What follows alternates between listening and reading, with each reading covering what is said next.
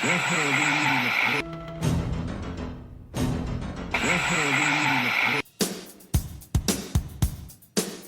sacrifice, dogs and cats living together, mass hysteria. That's it, man. Game over, man. It's game over. What the fuck are we gonna do now? What are we gonna do?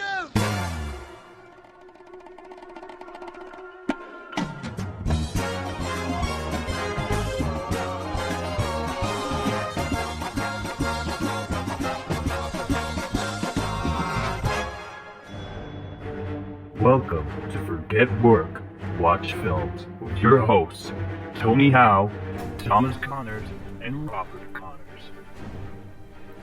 Hello everybody, welcome to episode 10 of Forget Work, Watch Films. That's Forget Work, Watch Films, something that all three of us like to do. I'm with my brother from the same mother and my sister from a different mister. How are we doing? Doing alright, thank you. I'll let you decide which one's which. Well, I think I know. Yeah, like Sister Act. Yeah. On the top run. Yeah. Episode 10, eh? Are you still enjoying it? Yes, very much. Can you still get Asda in peace? Not since they started re-showing me on Bargain Hunt again. You just got to go in with a different voice, aren't you? Hello, I'm not on that podcast. My name's Mr. Burns. You see that? That's very funny. So yeah, we're 10 episodes in and we're enjoying it. We hope you are. We hope people are still listening. Our Instagram's nearly 1,000 followers now, so thank you to everybody that's joined us from Instagram. If you can spread the word, that would be great. If you ever want to come on the podcast or if you've got a topic, let us know. Our Instagram, for anybody who's not following us, is at Forget Work Watch Films. Somebody who has got in touch with us is Sheffield Comic Con at Bramall Lane. We're going to be going along to that, so if anybody's there, we'd love to see you. We'll be wearing our Forget Work Watch Films tops, so you'll know it's us. That's Sunday the 17th of November. Yeah, so we'll see you there. You'll be able to see the faces behind the voices. What we're going to do if loads of like fucking groupies turn up. Just people like, quick, Sign my man boobs for me. I'll do it. You wouldn't. It's at Bramall Lane. You would absolutely fucking love it. Bramall Lane on Sunday the 17th of November. Tickets are £6, so see you there. Right, so we hope everybody enjoyed episode 9, an interview with Tony Howe. It was because we had Whispering Ted Lowe on. It were special guest at week. It were a Joker special. We didn't get a chance to discuss other things that we'd watched, so now's your opportunity. What have you been watching? Anything? Right, I've watched a fair bit actually. Go on. So I watched It Chapter 2. Have you seen it, Rob? No, I haven't. Have you seen It Chapter 1? Yeah, I've seen it. Right, you've seen it? I've seen Just not it. I've seen it. Oh, I bet you've seen it. What? So It Chapter 2, which were alright. Not too bad. You enjoyed it? Well, it were alright. The worst thing about it was, see, you know, as you well know, I don't like horror films, but the CGI in it, that just looked silly. Now, you've seen it. So, the bit where the old woman transforms, and the bit where there's that guy with massive tongue, they look stupid. No, but before that happens, you are thinking, the scary bits are like bits in shadows and bits moving. This is my... So, I was trying to form my... get my thoughts together on this. Last week I kept saying that one of the things I like about Joker is I like the nitty gritty and things that feel real. Right? Yeah. So for a film such as It, or any other films of that genre, it's intense and it's scary. But when something like that happens with bad CGI or really strange things, it disconnects me instantly. Do you know what I mean? See, the problem is we sort of like old films, they play on fears of what you might see and what you don't see. Yeah. But now, because of CGI, they shove it in front of your face. Do you know, classic film, while we're on that point of the suspense is better than the actual enemy, prime example for that is I Am Legend. That is a great film up until they all start coming out of woodwork and you think, what the hell am I watching? They look great crap CGI. That film, they spent the whole budget on the city, didn't they? No things on villains. But what I was getting at, so It, for example, is not a film. Yeah, children may watch it, but that is not a film they've made with children in mind, is it? Children aren't going to go to cinema So why, when CGI is lame like that, it's not going to connect with people like you and me, is it really? So I don't it just really seemed really daft. So who is the target audience? I ain't got a clue. Even though because maybe people who are not as desensitised as we are. I don't know. Yeah. Well, because there was nothing in it that I ever thought like was scary. Now Claire jumped a bit, but she's one of them who like a jump. If it, I think I burped and made a jump. That don't surprise me. So she'll jump at all. So you enjoyed it? Just CGI you weren't sure on. I think cast were all right. Do you know what I mean? It got McAvoy. I want to talk to you. McAvoy had got Ada in it. I like him. I want to talk to you about the ending, but I don't want to spoil it. But I weren't happy with how.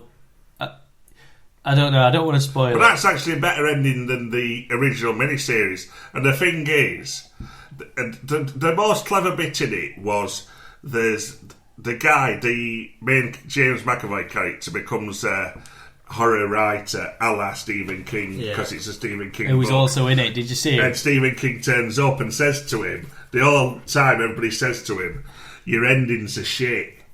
And that's the thing that's been named at Stephen King of it years, that his stories start off really strong and then finish off really shit. Which actually... And it is one of those books. The ending of that film I didn't like. Yeah, it were actually, like I say, it were better than the original miniseries was. What else have you watched then? Oh, Men in Black International.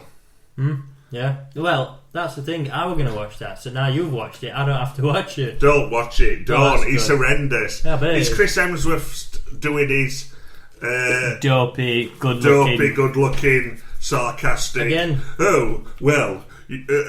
I think I'm brilliant, and then Ray Spall's playing guy who's like, no, you're not. Well, you say I'm not, but I think I am, and it's just like, stupid. For me, that doesn't connect. That's like somebody who's made his money and he's got his fame.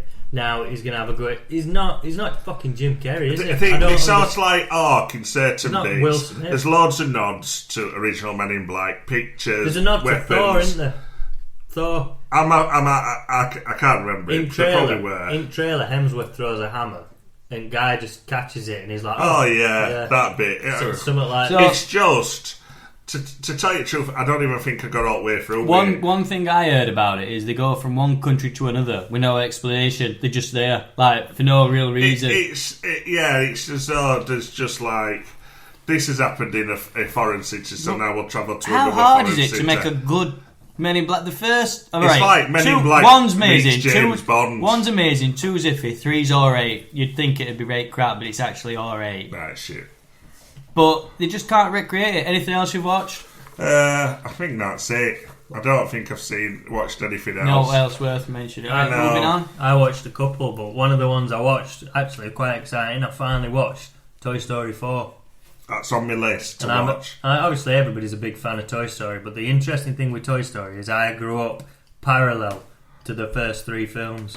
Yeah, I remember going to cinemas to see it first in like 1995. Then second one comes round and they've got a dog. I'd just got a dog. Third one comes round, he's leaving home, I'm moving on. You know what I mean? You grow up parallel to it. And, you know, the films you grew up with. But the new one, I didn't really... Obviously, I'm 32 now, but it felt... And I don't... This is ruining it for you, but it's more of a Woody film. Buzz is a side character who's now... He seemed to have reverted to being a bit of a dope again.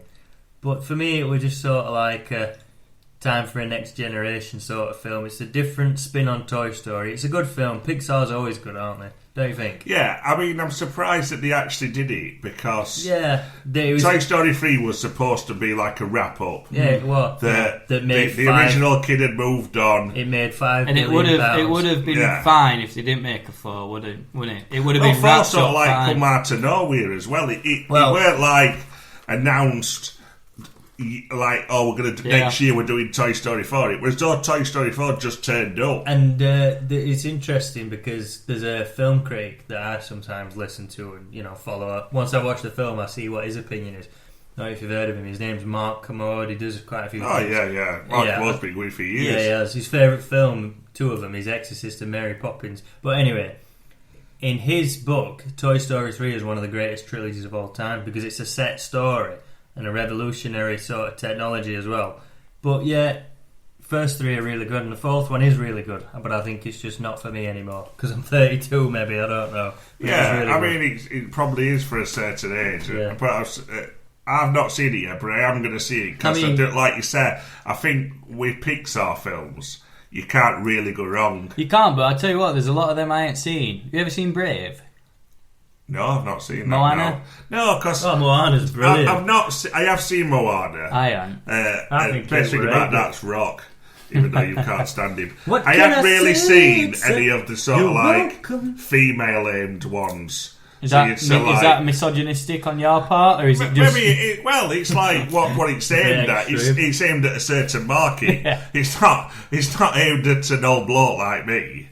So I've only seen Moana because I was at my brother's, and do you know what? Watching it with kids. I'd still give Toy Story 4 10 out of 10 me, because it's, the idea is these toys, they're living beings, so in 50 years time these toys will still exist and they'll be played with another child. So for me, they can do 20 Toy Story films. They're good, they're enjoyable films, aren't they?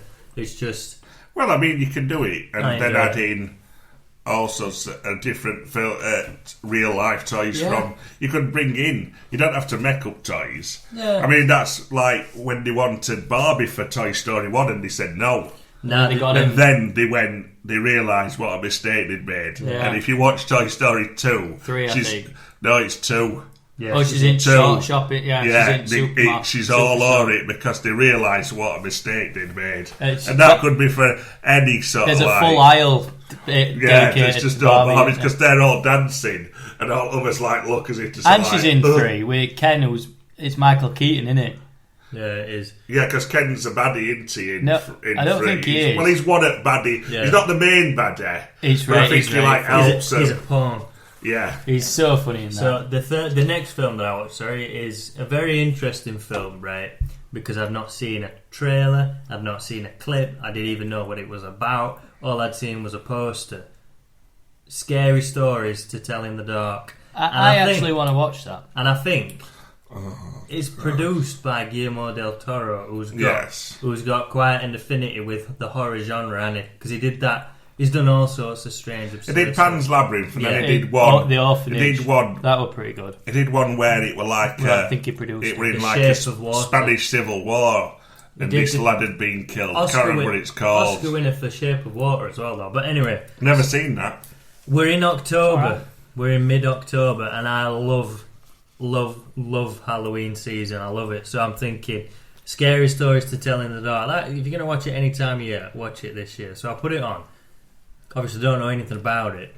And do you know when the film just gradually starts to, you're thinking, well, that's a bit different. Yeah, and then it just slowly starts to fall apart. Yeah. And by the end you're thinking, this is pissing me off. Turn it off. It started off. So what right, so I'll get to nitty gritty. What pissed you off? Right. Put it this, honestly, this is the best analogy I could find. So imagine if Stranger Things, which you love, phoned Goosebumps with Jack Black, which I couldn't really cope with. Yeah, and said, let's have a baby. Well, fuck knows. Basically. So basically, it's like a weird cousin of Stranger Things and Goosebumps, but it's one of them strange cousins that you don't phone up because they're a bit weird. Yeah, it was just the prime question: is it worth watching? Was it because it was trying to be too clever? There's another. And ended up disappearing up its own arse, because that's the problem with a lot of these. It was pissing me off. So right, I'm trying to remember that third film it reminded me of. So imagine Stranger Things phoned Goosebumps, who said, "Oh, we're off to Jumanji's house tonight." Right. They end up having a threesome. Somebody gets pregnant and they don't know who the father is. That's what that film is. You do not know what the fuck are they copying here? Again, it was target audience. It was 1 minute. Have you seen poster with Scarecrow? Yes. Evil, sinister looking Scarecrow. Yeah. That scene's over in 5 minutes. Yet it's doing childlike stuff. Oh my god, the book's writing itself. To something ultra sinister for an adult. Back to something that's CGI filled. Rubbish. Yeah. It just, when something you're just watching it thinking, what the fuck am I watching here? See, same with Pet Sematary, that new one. Who out there is enjoying it? And what's annoying me is when they do these films like this, this is what lowers the tone for the horror genre. Because I don't want to watch another horror. You just said what I was going to say. No, but some of them are good. They are. You can't watch a romantic comedy that's shit and say Love Actually is shit. Some of them can be good of a genre, but films like that is the exact reason why people don't like horrors. There's no basis to them. You don't know what the crux of it is. It's coming out. There's one bit, right, that I think it's set in like a hospital, and there's like a CGI weird-looking nurse monster thing that's got a big smiley face that just doesn't look real. It looks bizarre. Right. But what I'm saying this is what I'm saying about it, Chapter 2. It's exactly the same thing. But children won't be watching this. So what adult me, I just sit and watch it and think, what is that? What is that supposed to be? That is stupid. If it were clever and well written, then fine. But Scary Stories to Tell in the Dark, 3 out of 10 because I thought it was shit. Don't watch it. I think the scariest thing is your imagination. Yeah. Or when you're thinking, oh my God, what's behind that door? Oh my God. And then when they show it to you, you think... You don't know. I don't know where it's got Jumanji style stuff that they're running around with a board game that's got a life for its own. They're running around with a book that's got a. It's just you're thinking where have they got their inspiration from? Who are they making this for? There is no. So I've watched 3 films that I can remember this week. I'm in the Halloween vibe as well. I'm in the. Well, I'm not. I've still got my shorts on. I'm trying to hold on to somewhere. I don't know why. Well, whether let that go. So I watched the Halloween 2018 film from last year. Is that the first time you've seen it? No, I went to cinema to see it. I'm watching that soon. And you know what? It is a good film, that. And the only thing I came out of it thinking is, where the hell are they going to go with a sequel? Is Michael Myers going to be alive? One thing I don't want him to do, and I don't know if you'll remember this, I know you went to see it. I bet this is what you disagreed with me on. I think his family member. Well, the film pans... I don't want to spoil it, but the fact the camera pans in on the young girl who's got his knife. That's what I said to you. And if they go down that route, I will be severely pissed off. When we walked out of the cinema, I said, his relative. Yeah, and I just went, you're full of shit. His relative's got that killer DNA. See, I liked it. But let me just stop there. Let me just... Is it his relative? Yeah. They're not really related. To be fair, the problem is it got so convoluted in other Halloweens. Well, they don't matter though, do they? Laurie Strode were either his daughter, his sister. They address that in this film because early on, they were foster kids. Yeah, early on, Laurie Strode's friend said, granddaughter says, now they were. Everybody thought they were brother and sister, but that's just something that someone made up to try and quash that rumour. All then what you say is irrelevant because this is like what Dark Fate's intended to do. It's a sequel to the original, isn't it? Wiping the others out that have fallen to pieces. But is Michael Myers going to be alive? I know in the other ones he survived everything and he kept coming back, but this time they've gone for a real angle. He's the part that sells it. But you saw the film. No, it's going to be Michelle Myers, isn't it? Oh, yeah, of course it is. I thought that though. You're off your heads if you do it. Michael Myers ain't coming back. Well, when we walked out of that film, I said, I've got a feeling. Because it leaves, the ending shot is, she well, this doesn't spoil a lot, but she's holding a knife towards end. But it's not just a knife. She looks it's Michael Myers' but knife. This is the thing, it's provocative. Yeah. Basically. Alright, that's I think you've read it wrong. No. I think you've read it wrong. And I think that's supposed to be there. So Michael Myers has got something to come back to, so he comes and maybe gets that knife or something. But you don't like horrors, yet you're a fan of original Halloween. Right. Yes, because that was the original slasher movie. This written by the originals. Written by Danny McBride, and they tried to do it justice. That film's good. I didn't mind it. I'm going to keep this podcast moving. It's the 14th of October today. Soon, we take it in turns to host on this podcast. One of you two is going to be doing the Halloween special, so you can save it all up for that. The next film I watched, I'm going to swiftly move on past this, is Paranormal Activity 4, because I've been working my way through them. Could not believe how bad that was. The first 3 were actually alright. Number 4, unbelievable. I knew that were going to be shit. Move on. It is, oh my god. Move on. Okay, so Stephen King, he seems to be the man at the minute with all these films coming out. Now there's a new Netflix film come out called In the Tall Grass with Patrick Wilson. I've seen the trailer. Do you know who Patrick Wilson is? Yes, he was Night Owl in Watchmen. That's probably the only film that Isn't it him from Conjuring and Annabelle? Yeah, he's in Conjuring. basically, Tony's obsessed Andy with. Tony's obsessed with Pointless. Where's So the Ocean Master in Aquaman? He was Aquaman. Tony's just named the only film that nobody else remembers him from. He's been in The Conjuring, Annabelle. He's been in Insidious. What did you say? Watchmen, he will Night Owl. Yeah, because I bloody love Watchmen, that's why. Right. You love watching men, So- you fucking... Remember, diversity in the workplace, Rob. To be Batty Boy, innit? In the Tall Grass is a new Netflix exclusive film Four Lions. that's just come out. Patrick Wilson's in it, and basically, I'm not going to spoil it because you might watch it, but it's based on a Stephen King book, and the film starts with a pregnant woman and her brother, and they stop the car, and at the side of them is a massive field of tall grass, and someone calls out to him to lure him into it. Now, when the film first came on, we thought it were absolute, like, oh my god, this looks amazing. The surround sound was amazing. They go into it, and then they're calling out to each other.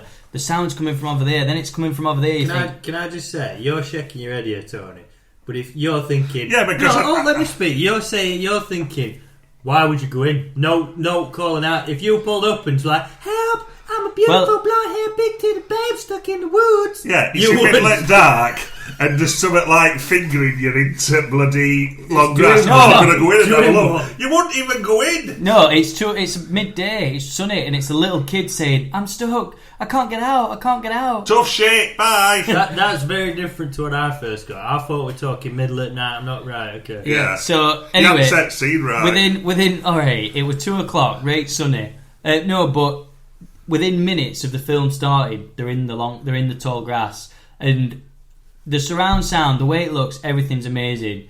I challenge you to watch that film. If you watch that film, I'd be quite happy for you now to skip straight and just tell me. The only thing with horror films, and with this film, I just want to know what the end payoff is, because I saw a trailer and it looked to me like they're trapped in there from different eras in time. Am I right about that? I can't. Just say yes or what do you mean? It. He ruined bloody Endgame of a week. For 99 highest grossing movie of all time. There's people out there who haven't seen it. But no. And now we're worried about In the Tall Grass. But it's which is probably going to have 4 viewers. It's a Stephen King film, and it's only just come out, and it's got loads of people who are watching it. It was trending on Netflix. But I tell you what, if you watch that film and you get to the end, I'll give you 10 quid. Because halfway through it, you just think to yourself, have I missed something here? Because it's a strange film. I've got to say, I thought it was shit. But I would challenge you to watch it.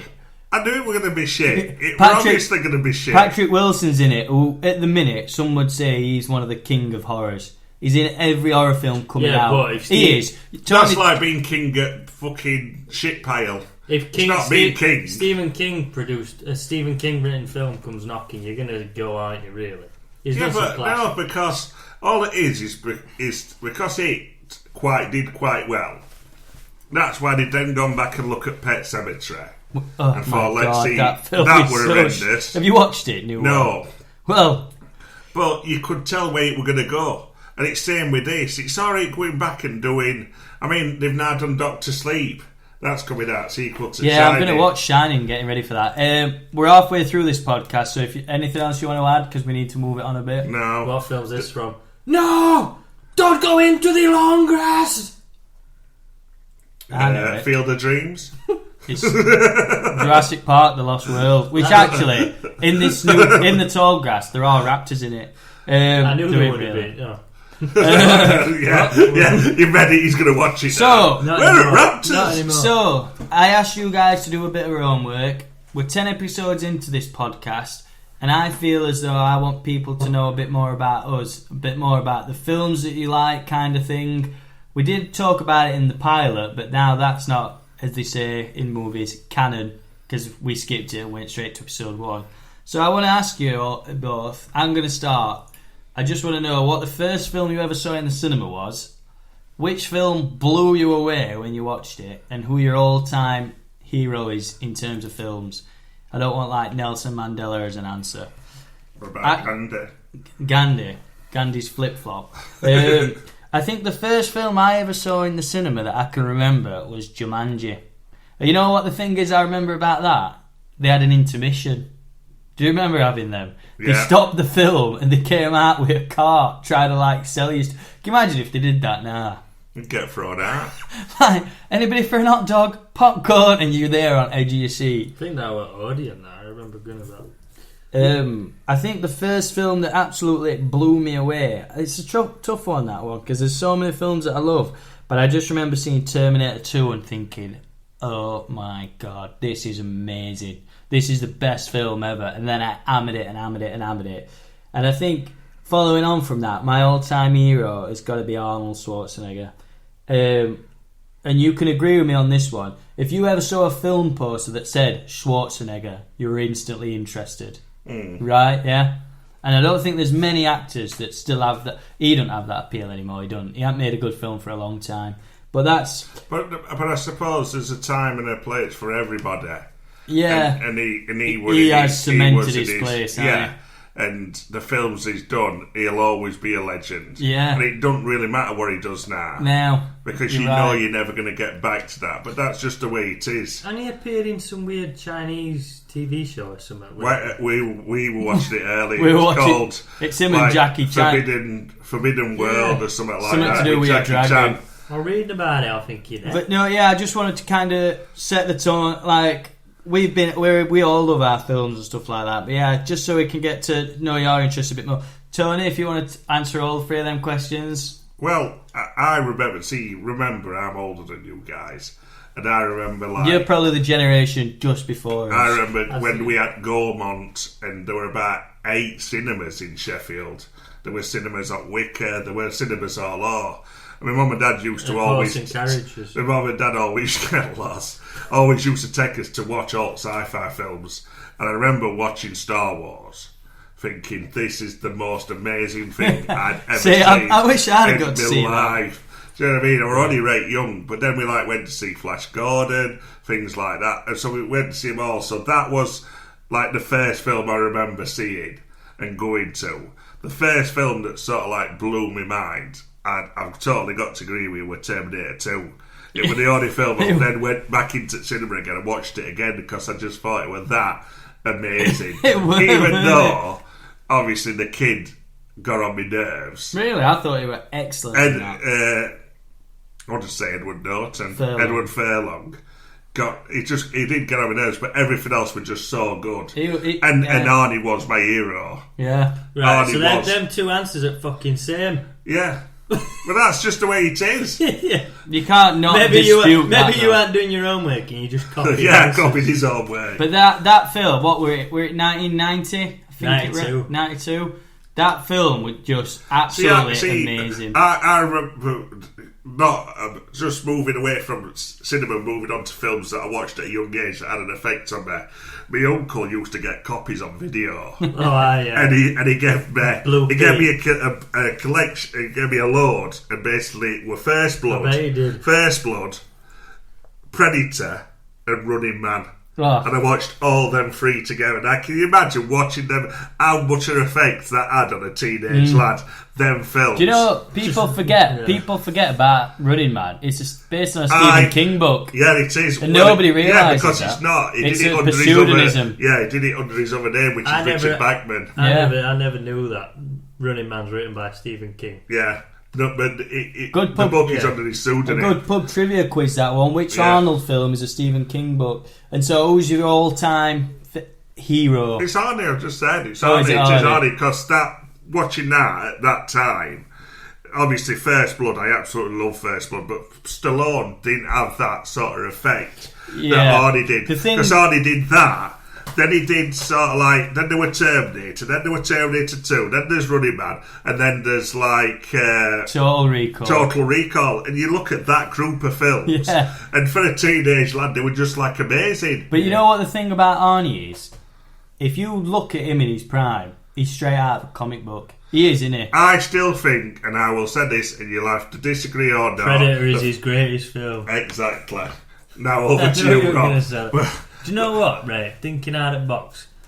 First of all, one of my heroes as a kid, and I'm only saying this because of the answers you've just said, was John Connor in the movie universe. He had his own Terminator. He didn't follow rules. You know what I mean? John Connor was a cool guy in the second one. But you know what? I think, and I'm going to have to check with Mum and Dad because I'm not sure if this is correct or not, but I seem to remember at a very, very young age going to watch Snow White and the Seven Dwarfs. I'm sure they were showing it on a screening. What year was that? 1956? No, I'm sure. No, I'm just saying. It must have been a remaster. Can I just clarify that I didn't go? I'm sure. 100%. Well, that time travelling cinema. No, I'm sure they were doing a screening and we went when we were like 4 or 5. I seem to remember that. I'm pretty sure we did. And I thought my mum thought, I'm going to take it. I don't really remember the first movie I went to see. I do remember going to see Jumanji, but I'm not sure. But, you know what one of my heroes is? And well, I am expecting a certain answer, but I'm seriously not sure where you're going to go. I would just think Leonardo DiCaprio.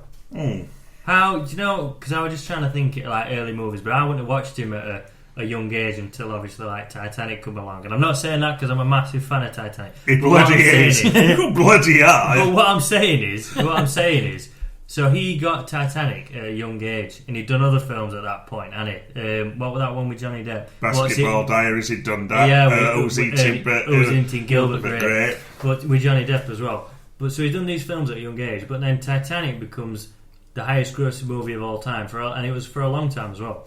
So he's a young heartthrob who's got world at his feet, and then after that, he doesn't just appear in anything.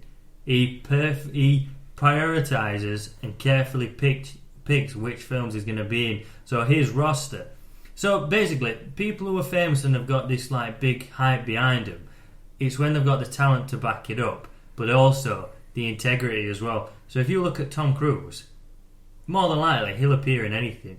Because he were in Austin Powers Goldmember, if you remember. Yeah. There were a lot of people in that. He turned up at End of Tropic Thunder, if you remember. Yeah. You are never, ever, ever going to find Leonardo DiCaprio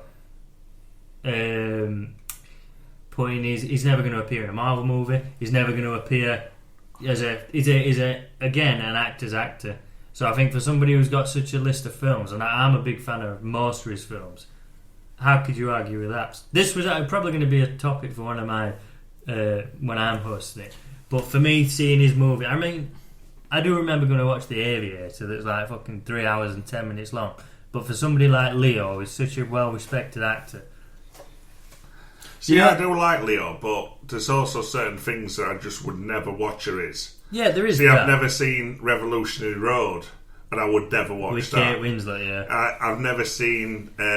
J. Edgar. I've never seen that. But I reckon that probably, because I do like biopics. There were one he did which were a remake. I'm sure it were a musical. Do you know when you see the names? Done by guy who did Moulin Rouge. Oh, Great Gatsby. Great Gatsby, yeah. I've never seen that. Do you know what, though? So when you're on about names at top of movie posters, I mean, just look at some of the films he's done in recent years. Shutter Island, Inception, Revenant, Catch Me If You Can. I mean, come on. I love that film. It's incredible. I need to watch that again. I've only seen it That once. film is... I've watched it so many times because it's a film that you could just... I'd watch that every week. Isn't it strange that Tom Hanks essentially plays kind of like the bad guy? You know, well, I know it's he's not, a good... To me, Leonardo's the bad guy. Yeah, but it's I know what like, you mean, but he's... The fact is that it's because of his twisted home life, which turns him that way. Isn't it interesting seeing his sort of journey as a young actor who's got potential to then being the biggest actor in the world, but then maintaining it.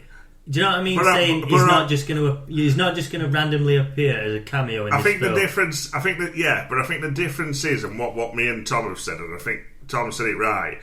At that period in time when Arnie were big, you saw the name Schwarzenegger on a poster, you'd want to go and watch it. Yeah. If I saw the name DiCaprio on it, I would probably know it's going to be a quality film, but is it going to appeal to me? Yeah. It wouldn't automatically make me go, right, pay me money, I don't know what's this about, I'm going in. I think, do you know what? I think it's just the craft of being an actor. To me, I just look and think, if I was going to be in that realm, he's who I would follow, because, yeah, he's the greatest. So, I thought somebody might say Arnold Schwarzenegger and Terminator 2.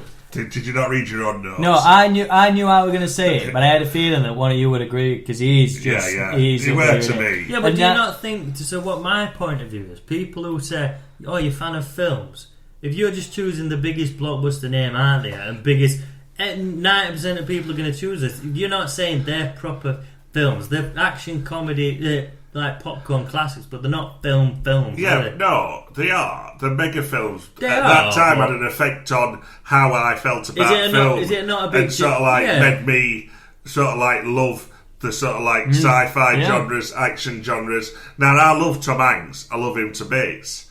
Do you know what I mean? He has done so many quality films. But I know that there'll be certain films that I don't like. Like Sully weren't that great. Yeah, and I know I'm going to have to pick and choose, but at that period in time, when I were a teenage lad and Arnie were doing his crap, but that's the kind of thing. That's what I'm arguing. Amazing. Now, would I say now? If you're asking me now, who's my favourite actor now? I agree with what I'd find it a lot harder to say. But 90% of people who grew up same time as us will say Arnie back in the day. Do you know what I mean? I suppose, not really. But that shows you how much an effect he had. I suppose one thing I could add to that is people, and you included, us included, are going to watch Predator and Terminator 2 until the end of time, and you could put that on all the time and watch it, couldn't you? I don't think you could put a film like Inception on all the time and watch it, could you? No. You know what I mean? Terminator 2, if it's on, you watch it. I could. Wolf of Wall Street, I must have watched that about 8 times. I've only ever seen it. I love it, but it's good, but it's too long. It's an heavy Sunday dinner. For me, it could go on for 7 hours. I just think it's unbelievable. While we're on about Arnie and Terminator, one thing that I read today as well, the review embargo for Dark Fate lifts on October 22nd. So all the reviews will be coming out for it. And the films are out till November 1st. So the buzz online that I've been reading on Twitter is a lot of people think Paramount think that they've got a good film on their hands, because usually when a film's set to be crap, they try and keep the reviews a lid on them until the film's about to come out, so nobody knows. So what do you think about Dark Fate? Do you think it's done? Do you think it could be good? I'm quite excited for it, to be honest with you. I'm not sure, Rob. I think it looks shit. I think it looks utter shit. The laws of average do make you think that this film's going to be a dud, because the last good Terminator film was T2, and how many has it been? Oh, it looks 5? fucking ridiculous. You know 6? what? You know what, Ray? Yeah, this is going to be 6, isn't it? I don't know if we've got enough time left to go into this. We'll have to do a Terminator special when it comes out. But what I was saying this to you the other day. The premise of a Terminator, right? They've got cybernetic organism, living tissue. The idea is they look and sound and smell everything like humans to blend into society. Yeah. They send them back to blend them, splinter cell type stuff into society. Kyle Reese, he says to Sarah Connor, he will not stop, he won't eat, he won't sleep till he finds you. I can't protect you until I know who he is. You know, there's an element of mystery. I totally agree with you. There's mystery, sci-fi, because that's the plan that Skynet made. This new trailer, within 3 seconds, there's a guy, CGI is awful, flying off at front of a truck throwing a spear, who morphs into 2. One's driving, one's hanging off at front. This might as well be a Transformers film. As much as we love T2, I did love the progression to the T1000, but I think then they've just gone another step up.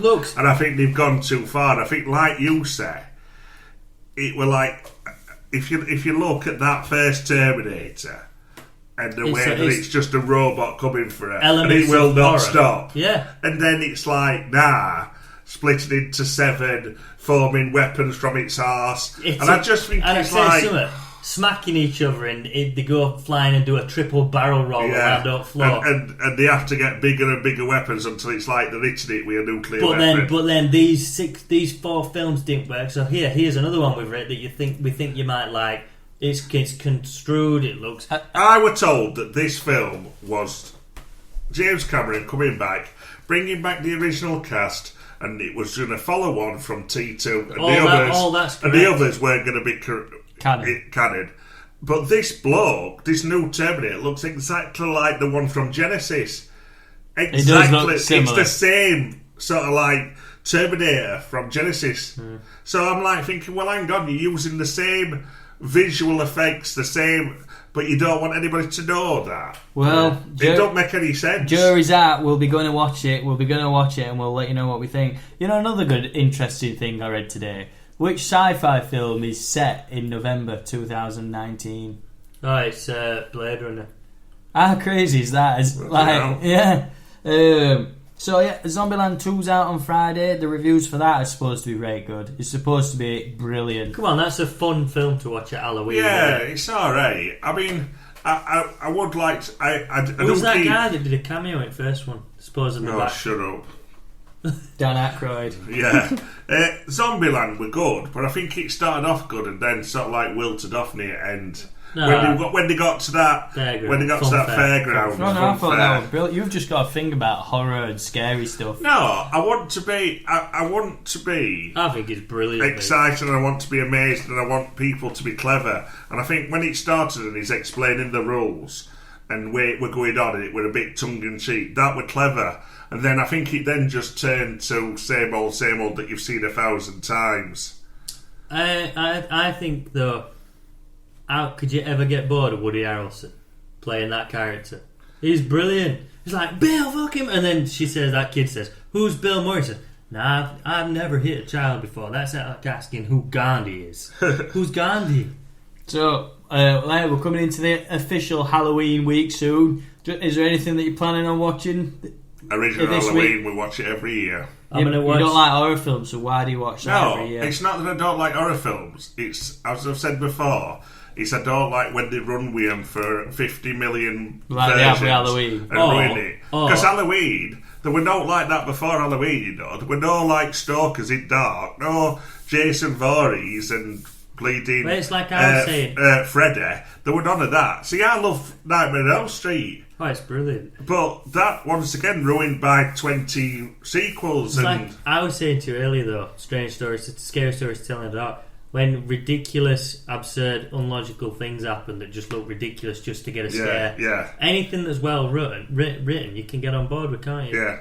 That's the thing. That's the crux of it. I'm going to watch the Halloween that came out last year and Trick or Treat.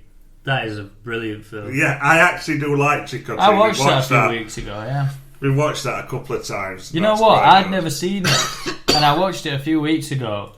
And I'd never even heard of it.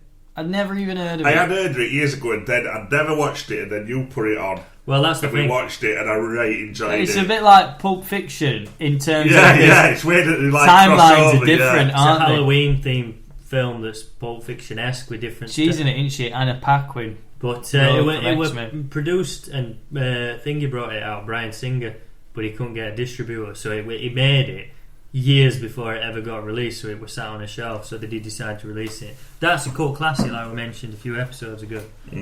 So we're pretty much about to run out of time. Anything you guys want to add?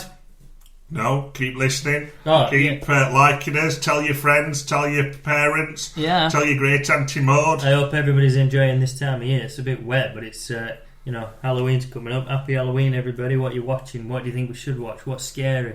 See, I thought Haunting of Hill House, whatever it's called. I want to rewatch that. That is brilliant. Yeah, I like that. I even like that. If you want something to scare you, watch that. Cause anybody who I were working with at the time when I watched that will know for a fact I did not shut up about it. I would watch an episode and get to work and be like, oh my god, you need to watch it. There's ghosts in the background. You don't spot them at first, blah, blah, blah. Again, that's horror. But it's done clever. You can watch it. Yeah, this is what I'm saying. I like that. I like clever horror. Do you know what? I just don't like stupid horror. They're redoing a second season. It's called The Haunting of, I think is it Bly Manor? Something like that. And they've actually recast a couple of them from The Haunting of Hill House, playing different characters. So it looks like same cast but playing different people. Yeah, so it's kind of like other films, but that's an interesting in other take TV on it. Shows. So thank you everyone for listening. We're nearly, I can't remember the exact number. We're very nearly at 1,000 followers on Instagram. So if you found this podcast through Instagram, thank you for sticking with us. If we hit 1,000, Tony's going to put a topless picture on Instagram. Yeah, I'll be back. New episodes every week. We love topics to discuss. We love talking about things that people suggest. So thank you for tuning in, everybody. Good night, God bless. Good night from me. Bye, everybody. Happy Halloween.